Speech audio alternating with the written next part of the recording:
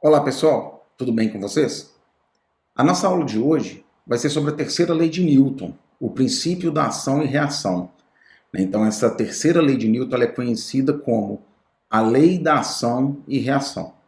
Nós já vimos a primeira e a segunda lei de Newton, não é isso? Vimos o quê?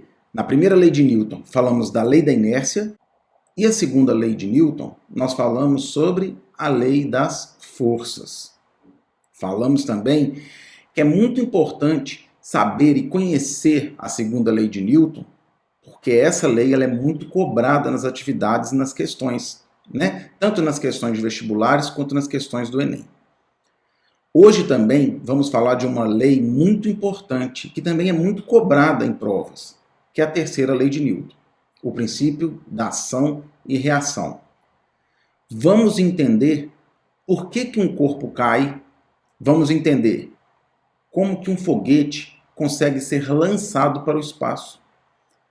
Vamos verificar como que se dá um cabo de guerras, né? Quando a gente está lá na escola, né, na época de criança, a gente tem muito aquela brincadeira, né, de fazer o cabo de guerra, né, quem que vai ganhar, qual que é a ideia, né, quem que vai aplicar maior força, ou será que somente essa força aplicada no cabo vai fazer com que a gente consiga ganhar?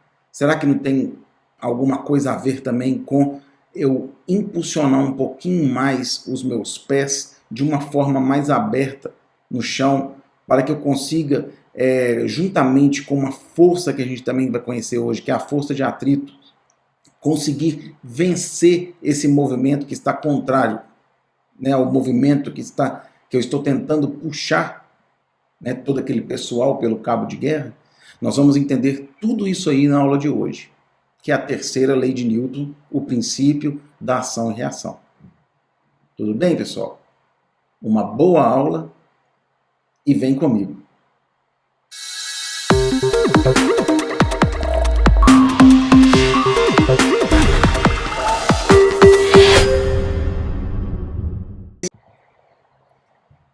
Vejam esse cabo de guerra aí, ó. Um cavalo está puxando essas pessoas, né? Olha lá.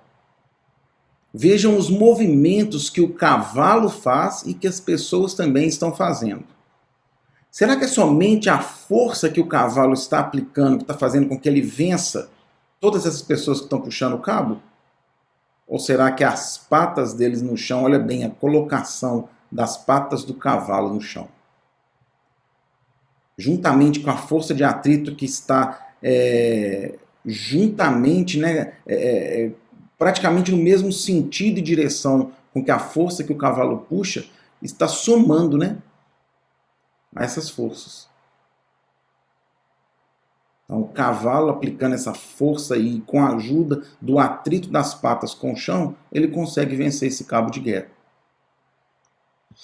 Um outro exemplo muito interessante também é o canhão. Olha lá, eu tenho uma bomba, né, que é essa esfera aí de 5 kg, tem um explosivo dentro do canhão, e na hora que esse explosivo ele é detonado, olha o que acontece. A bola nessa esfera de 5 kg é arremessada para frente, enquanto o canhão é arremessado para trás.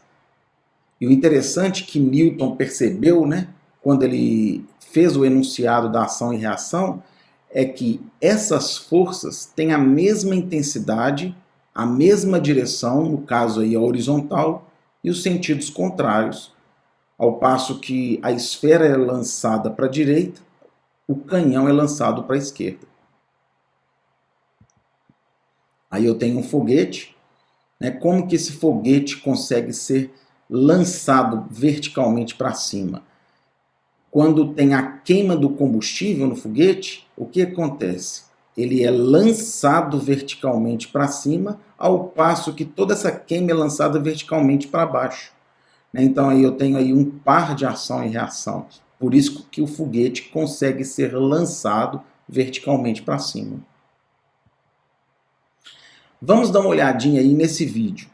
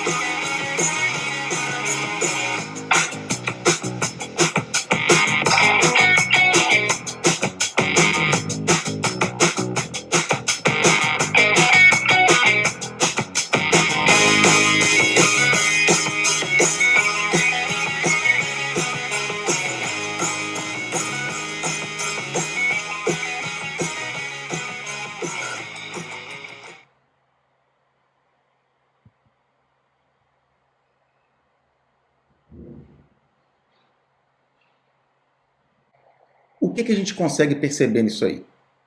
Todo o ar que foi armazenado dentro do balão, quando ele é solto nessa bexiga, né, nesse balão, todo esse ar ele é lançado para onde? Horizontalmente para um sentido. E o carrinho ele é solto horizontalmente para o sentido contrário.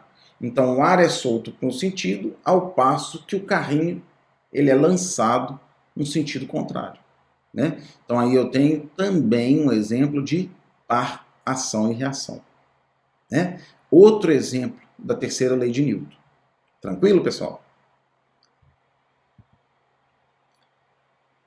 Então vamos continuar aí, ó.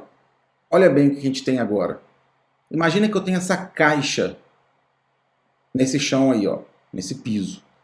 Então essa caixa está suportada nesse piso. Ela tem um determinado peso. É ou não é? Olha bem. Aí eu tenho o planeta Terra e vamos trazer essa caixa de uma forma assim mais sintética e didática para a gente entender o que está acontecendo. Eu aumentei absurdamente o tamanho dessa caixa aí para a gente entender o que está acontecendo aí, né? Entre Terra e essa caixa que está apoiada no chão. Eu tenho a força peso, que eu vou chamar de P1. E o que está mantendo essa caixa no chão? Exatamente uma outra força que vem de onde? Do centro da Terra, que eu vou chamar de P2. Então eu tenho aí o quê? Um par ação e reação. O corpo, ele quer ser atraído para onde? Naturalmente, para o centro da Terra. Não é isso? Então, ao mesmo tempo que esse bloco é atraído pela Terra, a Terra atrai esse bloco. Tudo bem? Então a gente pode perceber que sempre os pares de ação e reação que nós estamos sempre falando aí são sempre aplicados em corpos diferentes. Olha lá o vetor P1 e o vetor P2. O vetor P1 está aplicado na caixa, no bloco. E o vetor P2 está aplicado aonde? No planeta Terra. Olha aí, ó. Essa força aí é a força com que esse bloco comprime o chão, comprime o planeta Terra. Vai existir uma reação contra isso, não vai? Que é o que a gente chama de reação normal, essa vertical para cima. Então, ao passo que o bloco está pressionando o chão reage contra o bloco verticalmente para cima. Então aí eu tenho um outro exemplo de par, ação e reação. E aí sempre tem aquela dúvida, né? Por que então, que já que esse par, ação e reação tem o mesmo valor, o mesmo módulo, por que eles não se anulam? Exatamente porque o par ele é aplicado em corpos diferentes. Quando eu analiso o vetor P1 e o vetor N2, eu posso verificar que eles estão aplicados no mesmo corpo, no bloquinho. Então esse P1 e esse N2, eles se anulam, porque eles estão aplicados no mesmo bloco, no mesmo corpo. Porém, o vetor P1 e o vetor P2, eles não se anulam. Primeiro, porque é um par de ação e reação, e por isso eles estão aplicados em corpos diferentes. Isso é uma coisa muito importante a gente saber. Por que essas forças contrárias elas não se anulam? Exatamente porque elas são aplicadas em corpos distintos, em corpos diferentes. Tudo bem, pessoal? E aí a gente vai lembrar de Newton, né? Como que ele enunciou, então? Como que ele fez esse enunciado da terceira lei de Newton? Sempre que um objeto exerce uma força sobre um outro objeto, esse outro objeto exerce uma força igual e oposta sobre o primeiro. É o que está acontecendo com o bloquinho ao ser atraído pela Terra. E o bloquinho, quando ele está o quê? Pressionando o chão. E muitas das vezes, né, muitos livros e muitos professores vão dar esse enunciado aí para a terceira lei de Newton. Para cada ação, existe sempre uma reação de mesmo módulo e de orientação oposta. Não importa qual das forças chamamos de ação e qual de reação. O que a gente quer dizer com isso? Por exemplo, quando você bate o dedinho do seu pé na quina do sofá, você sabe que vai doer. Por quê? Porque na mesma intensidade que você bate o seu dedo na ponta, né, na quina do sofá, é como se o sofá também batesse contra o seu pé, que é exatamente isso que acontece. Nesse caso, a gente tem um par de ação e reação? Sim, porque as forças são aplicadas em corpos diferentes. O seu dedo aplica uma força no sofá, enquanto o sofá reage com uma força contra o seu dedo. Beleza? Agora, tem importância quem que age e quem que reage? Não. Mas, naturalmente, a gente sempre analisa o seguinte: quem exerceu primeiro, quem aplicou a força, teve essa intenção, ele vai ser a força de ação.